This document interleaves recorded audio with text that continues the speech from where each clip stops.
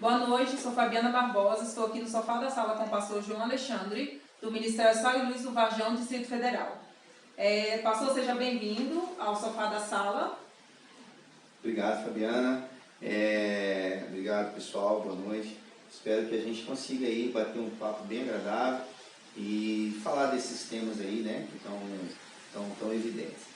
Mediante tudo isso que vem acontecendo, esse apocalipse que assola o nosso país, a gente está aqui tentando esclarecer algumas coisas e a gente quer ouvir do nosso pastor João Alexandre algumas coisas relacionadas ao que vem acontecendo. Temos algumas perguntas para fazer, algumas perguntas que é dúvida minha, dúvida de todos nós. E a primeira pergunta é, se o senhor se considera um político?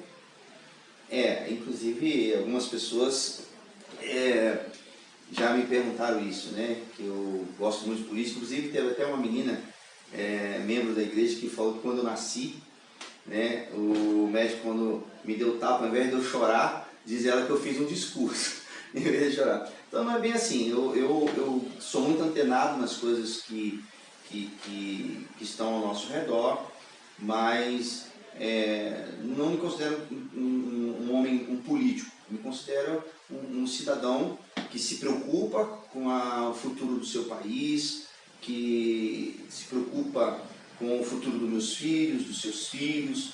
Então a gente tem aí aquilo que a gente entende como sendo correto, a gente tem que brigar por aquilo que a gente acredita. Eu entendo dessa forma. Inclusive a própria Bíblia diz que a gente precisa dar a César o que é de César e dar a Deus o que é de Deus. Então aquilo que cabe a mim como sacerdote, eu falo, e aquilo que cabe a mim como cidadão, eu também me expresso com a mesma força e com a mesma garra. Pastor, agora eu venho acompanhando algumas manifestações do senhor referente a tudo que vem acontecendo. Inclusive eu venho acompanhando no seu Facebook que o senhor se manifesta muito em relação a essa questão de política. Quando se diz sobre política, o senhor se define mais como um pastor ou como um político? Então, conforme eu falei, eu me defino como um cidadão, quando se trata da questão do meu país, e eu me considero um sacerdote quando se trata das coisas eclesiásticas, né? E a gente precisa também dividir bem essas coisas. Eu acho que a igreja, ela não pode se ausentar da política, mas ela não pode fazer com que essa política nociva, até porque o nome política ficou muito pejorativo, mas a política é uma coisa boa. Política é você, o bom relacionamento, é você saber ceder, é você saber os seus limites, respeitar o limite do próximo. Isso é questão política. Agora, a politicagem é ruim. Então, eu acho que isso é extremamente saudável, a igreja não pode ficar fora disso. Nós temos homens maravilhosos de Deus que fizeram parte do processo político, temos Daniel, Sadraque, Mesaque, Abednego, temos Moisés, né, Neemias, Esther, pessoas que tiveram as suas influências como pessoas de Deus, mas que influenciaram decisões políticas. Então, eu penso aí, eu acho que a igreja viver só na redoma do mundo espiritual, eu acho que não é saudável. Nós ainda não estamos no céu. A Bíblia diz que nós somos cidadãos do céu, mas nós ainda não estamos no céu. Então nós estamos na terra e precisamos cumprir os nossos deveres como cidadão e precisamos brigar também pelos nossos direitos. Ainda sobre as suas postagens, as suas manifestações, o senhor se considera um bolsonarista, bolsonariano ferrenho? Como o senhor se define assim, em relação ao nosso presidente Bolsonaro? Eu vejo que o senhor defende ele e eu queria entender por qual motivo essa defesa. Muito boa sua pergunta e eu quero, para eu te falar isso agora, eu preciso dizer como que eu cheguei até o Bolsonaro. Preciso voltar lá atrás, se você me permitir, posso? Sim, com certeza. Então, olha só, o que acontece? Eu simplesmente não defendo o Bolsonaro por uma coisa assim ideológica. Eu tenho uma ideologia, eu sou cego pelo Bolsonaro, tudo que o Bolsonaro faz é certo. De forma alguma, ele é um ser humano como qualquer outro. Só teve um ser humano na história que nunca falhou e morreu crucificado pelo próprio povo. As próprias pessoas, depois que crucificaram ele, alguns pensaram, verdadeiramente esse homem era honesto. né? Então, guardado aí as devidas proporções, para ninguém dizer que eu estou comparando o Bolsonaro com Jesus, apesar dele também ser Messias, né? Então, para as pessoas não levarem para esse lado, eu não estou comparando, eu só estou dizendo que um único homem perfeito morreu crucificado, ok? Então, eu não espero a perfeição do Bolsonaro, eu não espero a perfeição do nosso presidente. No ano de 2010, eu acho que foi isso, eu li uma matéria que era do Bolsonaro se levantando contra a implantação do kit gay no Brasil. E eu fui ver, eu vi que, meu Deus do céu, que homem é esse que surgiu? Meu cunhado trabalha na Câmara dos Deputados, eu liguei para ele, falei, Carlinhos, eu vi um deputado aqui, ninguém nem sabia quem era Bolsonaro. Eu nunca tinha ouvido, isso foi em 2010. Eu acho que se essa entrevista chegar até ele, eu espero que chegue, ele não vai lembrar disso, óbvio que não, mas isso foi um fato real. E aí eu pedi para o meu cunhado marcar, né, um encontro com o Bolsonaro, o então deputado Bolsonaro. E aí passou uns dias, meu cunhado ligou, eu falei, olha, eu consegui falar com o assessor dele e está marcado para tal dia, tal hora, né, a sua visita aqui. E eu fui lá. Ele me recebeu, esse jeitão dele aí mesmo, que ele é hoje. E aí, tudo bom? Beleza? Tá ok? Esse jeitão dele aí, que ele é o Bolsonaro sempre. E eu fui falar para ele o seguinte, olha, deputado, eu vim aqui porque eu sou um pastor, e eu vim aqui para dizer que eu estou orando pela sua vida a partir do momento que eu vi a sua manifestação em favor da família, a sua manifestação em favor daquilo que eu acredito como sendo legítimo, como sendo a vontade de Deus, né? E eu quero aqui prestar a minha solidariedade ao Senhor. Eu sou um pastor de uma igreja pequena na cidade do Varjão, mas eu quero aqui me colocar como um intercessor da sua vida, porque eu sei que o Senhor está levantando uma bandeira, que o Senhor vai ser muito perseguido. E ele ali agitado, e aí falando, vem cá, vamos comigo ali. Ele foi andando comigo nos corredores, foi falando da experiência dele, e foi quando ele me contou sobre a história do kit gay. Muito antes de sair uma conversa informal, eu e ele nos corredores da Câmara. E ali, ele não está falando com nenhum jornalista, com nenhuma sumidade, não era um pastor do peso do Silas Malafaia, era um cidadão normal que foi lá falar com ele. E ele começou a me contar a história, que ele ouviu falar nos corredores sobre essa questão do kit gay, da violência contra as nossas crianças, de como que isso poderia afetar o futuro das nossas crianças, das famílias brasileiras. E eu falei, cara, tô contigo. E aí ele foi fazer as coisas dele, eu ainda fiquei um pouquinho lá, olhando lá a Câmara, o Congresso, orando ali para aquele lugar, e ele foi embora, e aí de lá para cá nem se falava de Bolsonaro ser presidente da República. Eu não fui visitar o futuro candidato a presidente da República, eu fui visitar a um homem que eu senti que nele havia algo diferente. Foi assim que eu me aproximei do Bolsonaro. Então, não é que eu sou defensor ferrenho do Bolsonaro. Então, existe uma história por trás disso. Ok? E aí é curioso, Fabiana, dentro desse contexto, agora vamos avaliar todo o passo a passo disso. Então, depois desse encontro, muita água passa embaixo da ponte, depois vem aquela história da conversa dele com o Magno Malta, que eles se conheceram no corredor, até o Magno Malta falou sobre isso, né, o então senador, e eles começaram a levantar essa bandeira. E esse homem começa a apanhar de tudo quanto é jeito. Começa a apanhar a imprensa, a mídia, aí tem aquele embate dele com Maria do Rosário, e esse cara começa a aparecer na mídia, por conta do kit gay. E naquela época nem ele, acho que imaginava ser presidente, né? Depois a gente ouve disso aí, a gente ficou sabendo dessa conversa que o Magno Malta, olha, um de nós dois precisa sair presidente da República.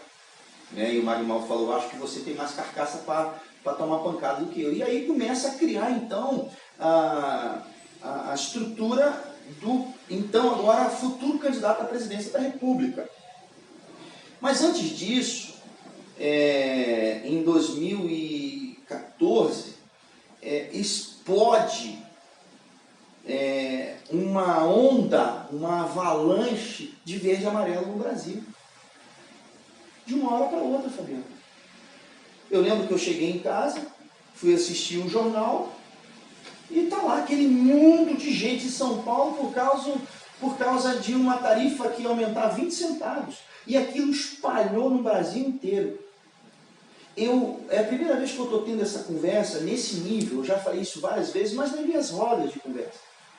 E eu sempre recebendo algo de Deus que o Brasil estava sendo sacudido. E aí eu começo a ver profetas falando sobre o Brasil, eu começo a ver pessoas se referindo sobre o Brasil, e começa essa onda verde e amarela. Eu quero resumir bastante, para não ficar cansativo, esse nosso primeiro bate-papo aqui. E aí surge essa onda. Como eu defini isso, Fabiana? Imagina um vulcão. Imagina um vulcão que está ali adormecido, parado. E de repente, ele entra em erupção. Pau!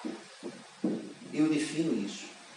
Esse vulcão chamado Patriotas, esse vulcão chamado Nação Brasileira, né?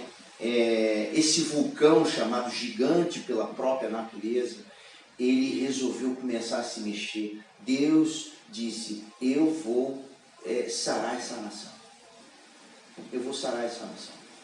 E aí, Fabiana, vem essa onda no Brasil inteiro e surge então impeachment da Dilma, né? O povo na rua. E que povo que foi para a rua, Fabiana? Quem foi para a rua naquela época?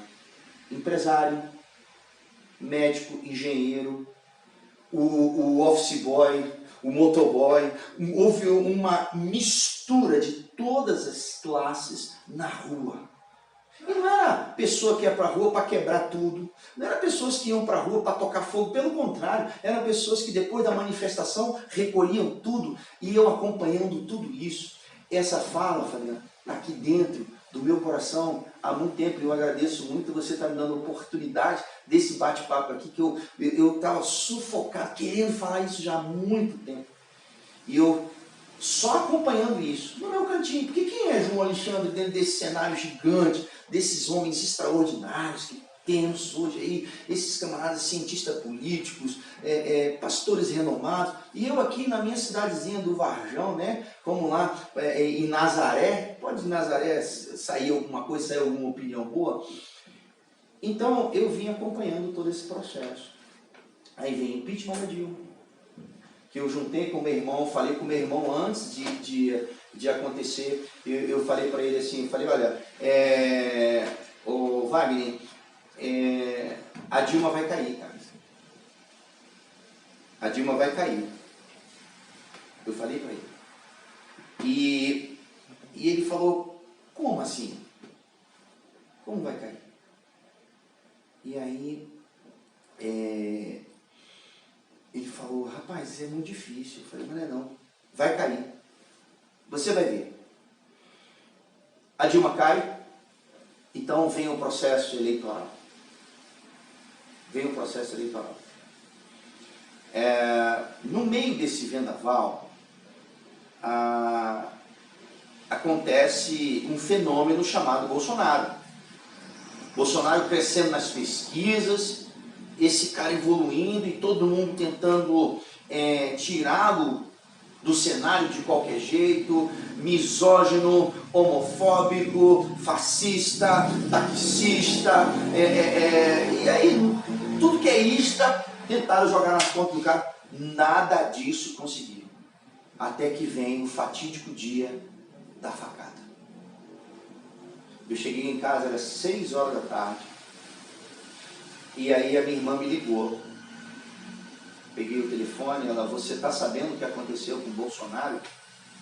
Eu falei, não, estou sabendo não, o que aconteceu? Ele acabou de levar uma facada em Juiz de Fora. Fabiana, imediatamente eu tive uma visão de 2 anjos segurando na mão do médico. E eu disse para minha irmã, não vai dar nada. Deus está com ele agora. Deus vai operar esse homem. E Tereza, ele vai sair mais forte ainda. Então estou falando para você aqui coisas que estavam aqui guardadas, coisas minhas, que Deus sabe do que eu estou falando. sabe o que eu estou falando. E eu quis fazer essa entrevista aqui, esse bate-papo, para que a gente pudesse dar uma resposta a muitas coisas conforme você está perguntando aqui. Aí, Bolsonaro, então, ele, esfaqueado, foi salvo por um milagre, apesar de que tem pessoas que acham que aquilo foi fake news, por incrível que pareça, você acredita que tem pessoas que acham que aquilo foi fake? Eu ouvi dizer que que ele fez uma cirurgia. Aquela foi uma cirurgia que ele já precisava ter feito antes e fez, e disseram que aquela facada, ora, você acha mesmo que um homem com o recurso que ele tinha ia fazer, não desmerecendo nada, mas se fosse uma cirurgia ele ia fazer no Albert Einstein, em São Paulo, ou qualquer outro hospital com mais recursos, não faria numa Santa Casa em Juiz de Fora. Que, aliás, foram a mão dos anjos que salvaram a vida deles, sem desmerecer nada. Bom, esse homem ganha uma eleição, Fabiano. Ele ganha uma eleição com um celular. Ele derruba todo um sistema. Ele derruba todo um sistema. E esse homem cisma de botar na campanha dele o que está aqui em João capítulo 8, versículo de número 32. E conhecereis a verdade, e a verdade vos libertará. Brasil acima de todos, e Deus acima de tudo. É contrário, né? Brasil acima de tudo e Deus acima de todos. Então o homem chega, olha o que cabo eleitoral que ele escolhe para fazer a campanha dele. Deus. Enquanto as pessoas escolhiam, isso tudo eu observando, Fabiano. Tudo Deus me mostrando esse passo a passo. Então, enquanto as pessoas se articularam com as velhas políticas, as velhas alianças, os velhos conchavos, ele está dizendo, e conhecereis a verdade, ou seja, Brasil, vocês vão conhecer uma verdade, e essa verdade, Deus, sendo o Senhor da nação, vai libertar vocês do caos da corrupção. Esse homem ganha a eleição esfaqueado. Quase que não consegue nem tomar posse, porque estava num processo ainda de recuperação, Fabiano. Então, ele assume e passa então a fazer o seu governo. Perseguido de tudo quanto é jeito, desde o primeiro dia. Nós nunca ouvimos absolutamente nada de positivo a respeito desse homem. Aí começaram a criar escândalos com os filhos dele, que não provaram nada. Aí começaram a vincular a família dele ao crime da Marielle. Quem era Marielle? Que risco que essa Marielle podia causar para o Bolsonaro, se nem Lula, se nem Fernando Henrique Cardoso, se nem essas pessoas de expressão conseguiram parar esse homem. Marielle, ele ia mesmo mandar umas coisas assim absurdas, você está entendendo, filho? E aí o que acontece? Bolsonaro é eleito e com 3 meses de governo Bolsonaro eu fui conversar com um amigo meu, um senhor de idade já, um homem que tem idade para ser meu pai, um grande amigo, admiro muito, um homem extremamente inteligente, um homem que já trabalhou, já foi do governo federal, já foi do governo distrital, já trabalhou na campanha de muitas pessoas, e ele falou para mim o seguinte, olha, ele me chama assim de meu amigo e irmão pastor. Eu acho barato, ele fala assim, olha, meu amigo e irmão pastor, eu estou muito preocupado, porque o Bolsonaro anda falando muitas besteiras. E eu disse para ele, olha querido, entenda uma coisa, e é isso que eu quero chamar a atenção. Nós não vivemos naquela época, naquele momento, eu disse para ele assim, nós não estamos vivendo um momento político, nós estamos vivendo um momento apocalíptico. Isso não é uma eleição, isso é um Armagedon, é a luta do bem contra o mal. E ele ficou assim, apaixonado. Eu falei, nós não precisamos agora de um diplomata. O Bolsonaro foi eleito justamente por causa desse jeito dele, porque nós estamos lidando com terroristas. Então nós precisamos de um homem com uma fala um pouco mais dura mesmo. Chega de muito mimimi, chega do politicamente correto, isso estava matando o nosso país, isso estava sufocando o cidadão de bem, e você não pode mais emitir sua opinião As pessoas nos chamam de tudo, nos criticam sobre tudo, mas não aceitam o contraditório. Não aceitam uma opinião contrária. Entendeu, Fabiana? Então, assim, foi essa a minha aproximação com o Bolsonaro. É isso essa relação que eu tenho com ele. Então, acredito que foi essa aproximação lá em 2010. Eu venho acompanhando ele à distância, oro muito por ele. A esposa dele é uma mulher fantástica. Tenho visto ele dobrando o joelho. Tenho visto ele... Então, essa a minha história com o Bolsonaro. Então, não é uma questão de ideologia. Vai muito acima disso. Está muito além disso. Pastor, muito bom esse momento de esclarecimento aqui. O senhor, como formador de opinião, pôde nos esclarecer muita coisa em relação a isso. O que o senhor vem, agora eu queria perguntar para o senhor o que o senhor acha desse momento que nós estamos vivendo, dessa epidemia que vem assolando o nosso país, o que o senhor tem a dizer sobre esse assunto? Ok. Bom, primeiro eu preciso me limitar e fazer um esclarecimento. Eu vou te responder não como um especialista, um cientista político, que não sou. Não vou te responder como um cientista de epidemiologia, de pandemias, que também não sou. Mas o que nós temos nos dias de hoje? Nós temos um monte de especialistas, todo mundo se tornou especialista. Então, o que eu vou falar para você é pautado na história que eu te contei até aqui, ok? E como que eu enxergo esse momento? Um momento caótico, de fato, momento que a gente não tem como ignorar que existe um vírus que está assolando tudo isso, mas eu percebo, Fabiana, que tem um vírus muito mais letal por trás do corona. É o vírus da maldade do ser humano, do oportunismo. E infelizmente pegaram esse momento. Esse momento agora era para estar aí o poder executivo, o poder legislativo, o poder judiciário, governadores, prefeitos, todos pensando em algo em comum. Porque nós temos um problemaço. Deixamos o vírus, recolhemos todo mundo. Quantas pessoas vão morrer com isso? Soltamos as pessoas e enfrentamos o vírus. Quantas pessoas vão morrer com isso? Nós chegamos isso na Itália, lá nós vimos isso, as pessoas tendo que decidir o que faria. Tem 11 doentes e só tem 3 respiradores, 8 vão morrer. O médico tinha que decidir isso. Então eu percebo algumas coisas que eu preciso chamar a atenção disso. Então tem um vírus muito mais letal por trás disso. Tá? E aí quando a gente percebe as maquinações que estão sendo feitas, as articulações que estão sendo feitas, e a gente vê o presidente da República praticamente trabalhando sozinho, a gente não vê uma coesão nas ações, a gente não percebe isso, a gente percebe os governadores, o presidente da Câmara, do Senado, trabalhando em uma linha, enfim. A gente vê uma imprensa que não divulga nada de positivo.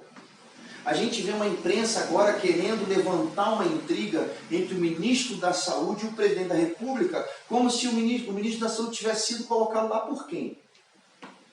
Ele faz parte da equipe de quem? Então, como eu vejo isso? Há sim, sem dúvida nenhuma, uma grande histeria. É a forma como eu enxergo. Muitas pessoas vão morrer, vão. Vou te dar um exemplo, Fabiana. A dengue está matando no Brasil mais do que o coronavírus. Só no Distrito Federal, mais do que o coronavírus já matou no Brasil. O que nós vamos fazer? Tranca todo mundo dentro de casa, bota tela nas janelas para a gente não ser picado pelo mosquito? Outra coisa, trânsito. Mata-se muito, morre jovens a beça. E aí, ninguém mais vai dirigir por conta disso? Então são as incoerências. O país não pode parar. O país não pode parar, sabe por quê? Porque o país não parou em 2009. Com H1N1. Tomou-se as providências, morreu gente. Gente, morre gente todo dia. Eu infartei há um ano atrás.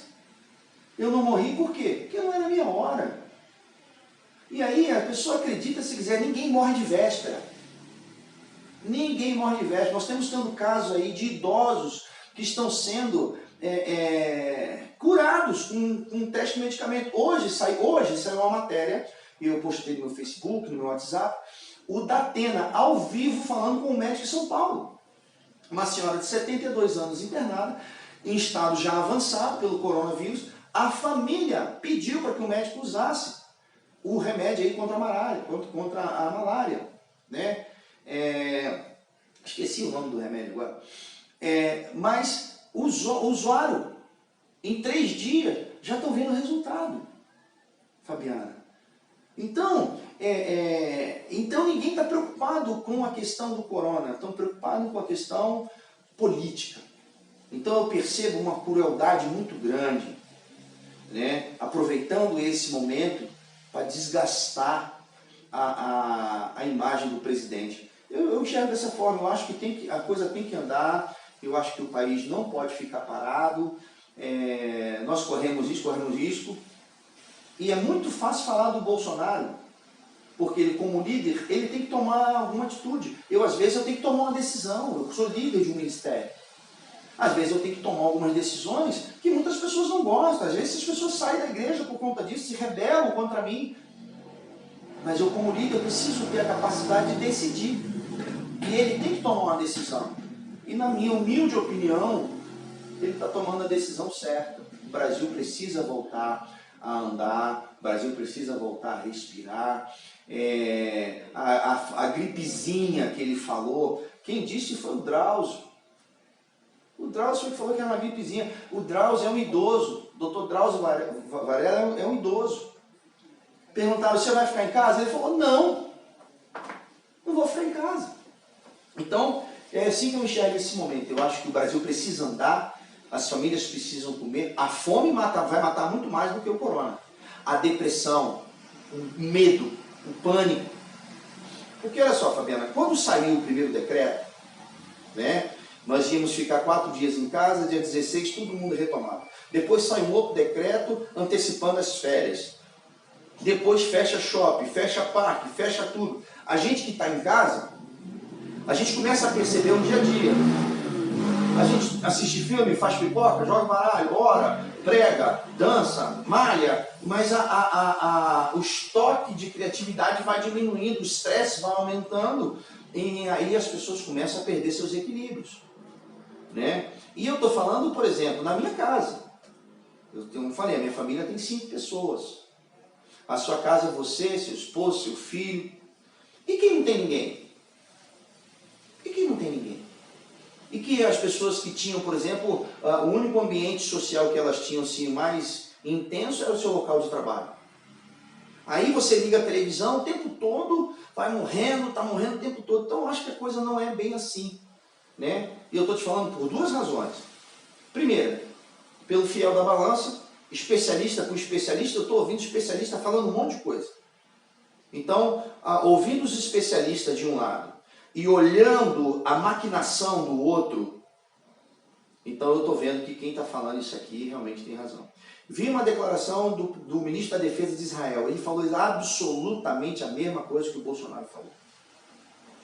Né? Há uma semana atrás, na primeira semana, eu liguei para um amigo meu que mora nos Estados Unidos e perguntei para ele, cara, como é que estão as coisas aí? E ele falou para mim o seguinte, a Amazon e o Walmart estão contratando 10.000 pessoas.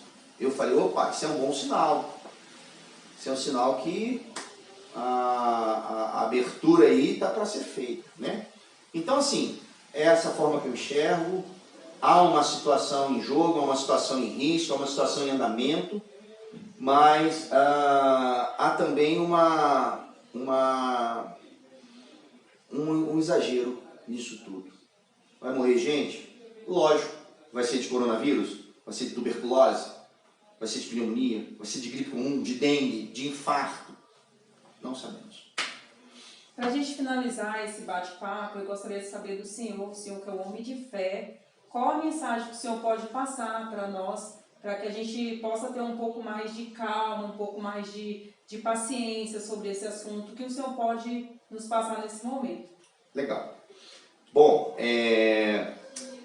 como um homem de fé e pautado em tudo que nós conversamos, eu acredito numa coisa. Essa batalha não é uma batalha política, é uma batalha apocalíptica. Não é uma questão de eleição, é um Armagedon, é o bem contra o mal. E eu quero falar uma coisa agora para o pessoal. Como eu vejo isso? Eu vejo que o Brasil vai dar certo. A minha fé vai dar certo. Porque esse homem foi colocado nesse lugar por Deus. Esse homem jamais estaria nem vivo se não fosse a mão de Deus. Nas minhas postagens eu tenho dito, um dia eles saberão com quem que eles estão lidando. Um dia eles saberão com quem que eles estão lutando. Eu vejo hoje o Bolsonaro, e eu quero deixar uma mensagem para você, presidente. Eu vejo o Bolsonaro como Moisés. O povo estava sendo massacrado por Faraó. O povo estava sendo destruído por Faraó. E Deus vai dando sinais, vai dando sinais, vai dando sinais, até que eles resolvem liberar o povo. Tá, então deixa o povo que ir. Depois o Faraó dá lá uma louca na cabeça dele, Fabiano, e ele resolve assim, quer saber uma coisa? Eu vou atrás dele. Reúne os cavalos, reúne tudo e vamos atrás. 2 milhões de pessoas. Aí vem, andando. Todo mundo comemorando já, ai, graças a Deus vencemos. Pô, Moisés, obrigado, valeu mesmo. O mesmo Moisés que esse povo bateu pra caramba. Esse mesmo Moisés que as pessoas diziam, você me trouxe para esse deserto aqui para morrer no deserto, você não me trouxe aqui para morrer de sede, esse mesmo povo que reclamava do libertador. Esse mesmo povo que o Moisés clamou a Deus, Senhor, poupa esse povo, tenha misericórdia. Então esse povo vem conduzido por esse homem, por esse Salvador, por esse Messias, né, por esse Salvador. A palavra Messias significa Salvador. E aí ele vem com esse libertador e de repente ele se depara de frente com o mar. Atrás dele o que vem? Faraó. Com sangue no olho. Vem Faraó fungando ódio. Eu vejo a situação do presidente Bolsonaro hoje dessa forma. E eu quero deixar essa mensagem para ele. E para todo o povo de Deus nesse país. Que a igreja, aliás, teve um papel fundamental. E a igreja tem que fazer o seu papel não só de orar, mas de cidadão. A gente não pode engolir essa isca, esse engodo que estão passando para nós não. Então volta para cá, Fabiana. Então tá lá Moisés diante do mar. Atrás dele Faraó com toda a sua comitiva. Faraó com sangue no olho porque tinha perdido seu primogênito. Ok? Talvez Faraó tinha falado, eu faço questão de cortar a cabeça de Moisés. Deixa ele para mim, Moisés é meu. Vocês vão jantar os outros judeus tudinho, mas Moisés é meu. De repente, Fabiana, qual é o cenário? Moisés olha e vê aquela fumaça, aquele Faraó com todo o seu exército, com toda a sua maldade subindo. Eu imagino que Faraó, Moisés deve ter virado para Deus e falado, Senhor, e agora? Qual é a resposta que Deus dá? Moisés, diga ao povo que marche. Aí Moisés tem que virar para o povo e falar assim, galera, a ordem é para marchar. Mas tem Faraó, mas a ordem é para marchar. É assim que eu vejo esse momento. Mas tem um vírus, mas a ordem é para marchar. Presidente, a ordem é para marchar. E de marcha o senhor entende que o senhor é militar. A ordem é para marchar, porque o mar vai se abrir. É essa a mensagem que eu deixo para o povo brasileiro. É essa a mensagem. O mar vai se abrir. Não tem vírus nenhum que vai parar aquilo que Deus começou. Não tem vírus nenhum que vai parar aquilo que Deus está fazendo. Quem colocou esse homem lá foi Deus. E vou deixar um recado. para aqueles que estão tentando tirá-lo de lá. Só Deus pode tirar ele de lá. Só Deus pode tirar. E a única maneira de Deus tirá-lo de lá é se ele se corromper, se ele deixar de fazer o que ele está fazendo, entregar essa nação nas mãos do Senhor. Presidente, marcha. Sabe por quê? Para concluir, de verdade, o pastor quando fala que vai concluir, todo mundo fica com medo. Para concluir, eu digo o seguinte, o mar se abriu, não se abriu? Quem passou? O povo de Deus. Aí vem Faraó, entra no mar que foi aberto para o povo de Deus passar. Eles achavam que iam passar também e foram engolidos pelas águas. Ei, caminho que Deus abre, só o povo dele passa. Povo de Deus, creiam, o mar já se abriu, nós vamos passar, a igreja do Senhor vai passar, vai romper. Não desanime, não se desespere, não fiquem com medo. Deus é Deus, já está sarando a nossa nação, essa curva já caiu, a cura já chegou em nome de Jesus. Presidente, estou contigo, continuo orando por você desde aquela época de 2010, você não deve lembrar disso, mas eu lembro, e que Deus te abençoe, toda a sua equipe, e que a graça do Senhor lhe alcance. É isso aí, Fabiano.